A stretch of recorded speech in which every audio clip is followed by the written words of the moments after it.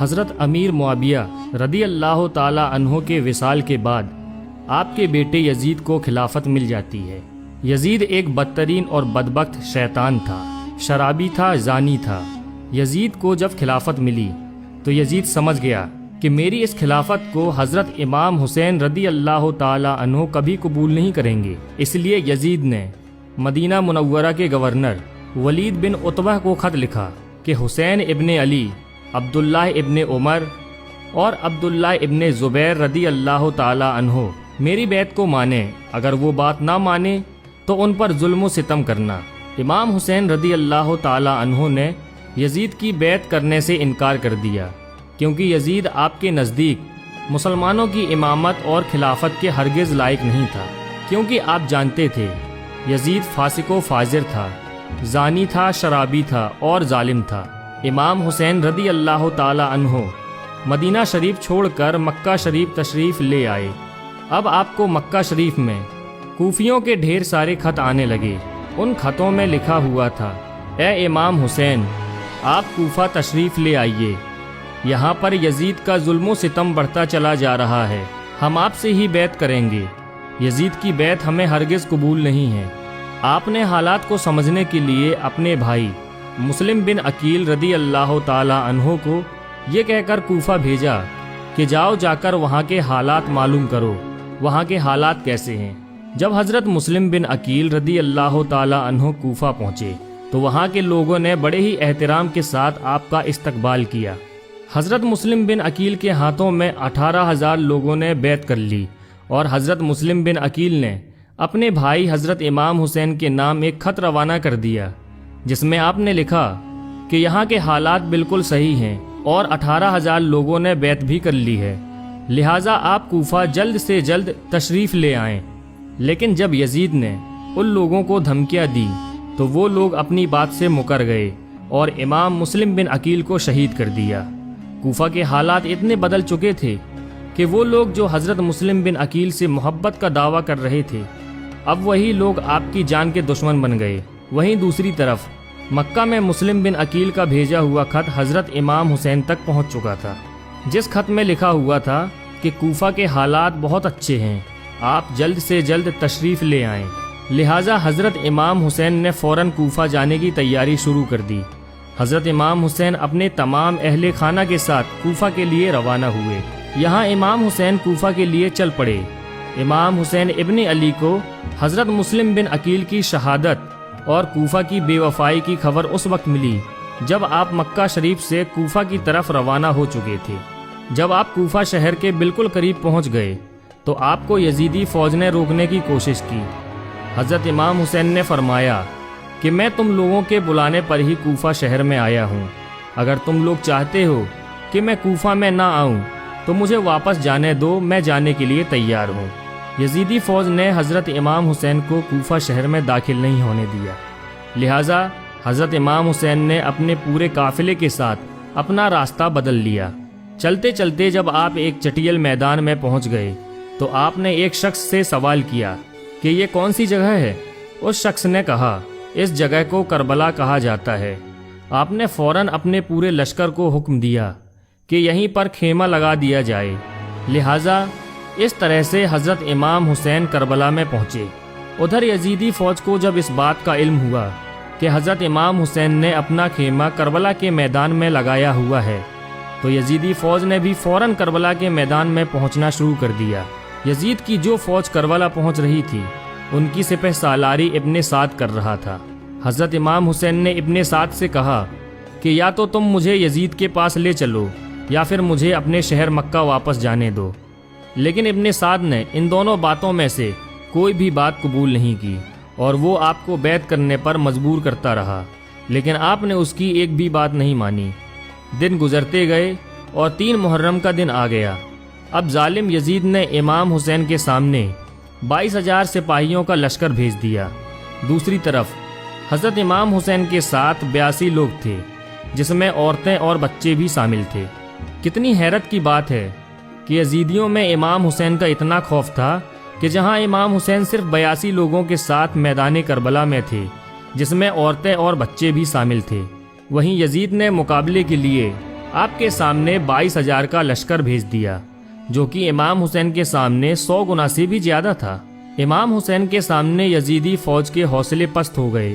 آخر کار انہوں نے یہ فیصلہ کیا کہ اگر امام حسین کو ہرانا ہے تو ان کا پانی بند کرنا پڑے گا، تبھی ان کا مقابلہ کیا جا سکتا ہے۔ دن گزرتے گئے اور 7 محرم کا دن آ گیا، اور 7 محرم کو ہی یزیدی فوج نے امام حسین کے قافلے والوں پر پانی بند کر دیا۔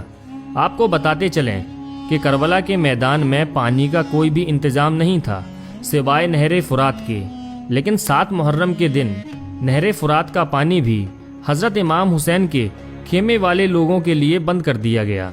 حضرت امام حسین اور ان کے ساتھ موجود تمام جوان لوگ تو اس پیاس کو برداشت کرتے رہے، لیکن چھوٹے چھوٹے بچے اور عورتوں کا پیاس کی وجہ سے برا حال ہو چکا تھا۔ فوج یزید جو چاروں طرف سے امام حسین کے گھر والے اور تمام ساتھیوں کو گھیرے ہوئی تھی، انہوں نے یہ طے کیا کہ اب 9 محرم کے دن امام حسین کو قتل کر دیا جائے۔ حضرت امام حسین نے حضرت عباس سے کہا، عباس جاؤ یزید کی فوج کے پاس اور ان سے کہو ہمیں ایک رات اللہ کی عبادت کرنے کے لیے دی جائے۔ جب حضرت عباس نے یزیدی فوج سے ایک رات کی مہلت کے لیے کہا تو انہوں نے آپ کی بات مان لی۔ جب تک 9 محرم کی تاریخ آئی تب تک حضرت امام حسین کو یہ یقین ہو چکا تھا کہ یزید کی فوج کا مقصد صرف اور صرف مجھے شہید کرنا ہے، اس کے علاوہ یزید کچھ بھی کرنے کے لیے تیار نہیں ہے۔ اس لیے حضرت امام حسین نے 9 محرم کی رات میں اپنے تمام خیمے والوں کو ایک جگہ پر اکٹھا کیا، اور آپ نے کہا کہ یہ بات تو طے ہو چکی ہے کہ یہاں پر موجود سبھی لوگ 1-2 دن کے اندر شہید کر دیے جائیں گے، اس لیے یہاں موجود آپ میں سے جو بھی ابھی واپس لوٹنا چاہتے ہیں وہ لوٹ سکتے ہیں۔ حضرت امام حسین نے فوراً خیمے میں جل رہے تمام دیوں کو بجھوا دیا اور اندھیرا کروا دیا تھا تاکہ جو بھی جانا چاہے وہ بے جھجک چلا جائے۔ تھوڑی دیر بعد جب دیوں کو دوبارہ جلوایا گیا تو سارے کے سارے لوگ بیٹھے آنسو بہا رہے تھے، یعنی کوئی بھی حضرت امام حسین کو چھوڑ کر جانے کے لیے تیار نہیں تھا۔ آخر کار 10 محرم کا دن آیا اور حضرت امام حسین اور یزید کی فوج کے بیچ جنگ ہونا شروع ہو گئی۔ جہاں ایک طرف یزید کی ایک بڑی فوج تھی تو وہیں دوسری طرف امام حسین کے ساتھ صرف 72 لوگ تھے۔ اتنے میں فوج یزید کا حملہ شروع ہو جاتا ہے اور ہر شہید شہادت کا جام پیتا گیا۔ کبھی حر شہید ہوتے ہیں تو کبھی قاسم شہید ہوتے ہیں، تو کبھی علی اکبر شہید ہوتے ہیں، تو کبھی اونو محمد شہید ہوتے ہیں۔ 3 دن کے پیاسے امام حسین کے گھر والے اور تمام افراد یزیدی فوج سے جنگ کرتے رہے اور ایک ایک کر کے شہید ہوتے گئے۔ حضرت عباس علمبردار سے حضرت امام حسین کے 6 مہینے کے بیٹے علی اصغر کی پیاس نہیں دیکھی گئی۔ آپ نے ایک مشکیزہ لیا اور گھوڑے پر سوار ہو کر نہر فرات کے کنارے پہنچ گئے، اور آپ نے ایک مشکیزہ بھر لیا، لیکن جب آپ پانی لے کر واپس لوٹنے لگے تو یزیدی فوج نے آپ کے اوپر لگاتار تیر برسانا شروع کر دیا تھا۔ حضرت عباس جب تک حضرت امام حسین کے خیمے تک پہنچ پاتے تب تک یزیدی فوج نے تیر چلا کر حضرت عباس علمبردار کو شہید کر دیا تھا۔ اس طرح حضرت عباس علمبردار شہید ہو گئے۔ اس طرح ایک ایک کر کے تمام اہل بیت کے نوجوان اور ہاشمی شیر شہادت کا جام پی لیتے ہیں۔ دھیرے دھیرے کر کے جب حضرت امام حسین کے سبھی افراد شہید ہو گئے تو اس کے بعد حضرت امام حسین نے خود میدان میں تلوار لے کر نکلنے کا فیصلہ کیا۔ امام حسین اپنی تلوار سے کافی لمبے وقت تک یزیدی فوج کا اکیلے مقابلہ کرتے رہے۔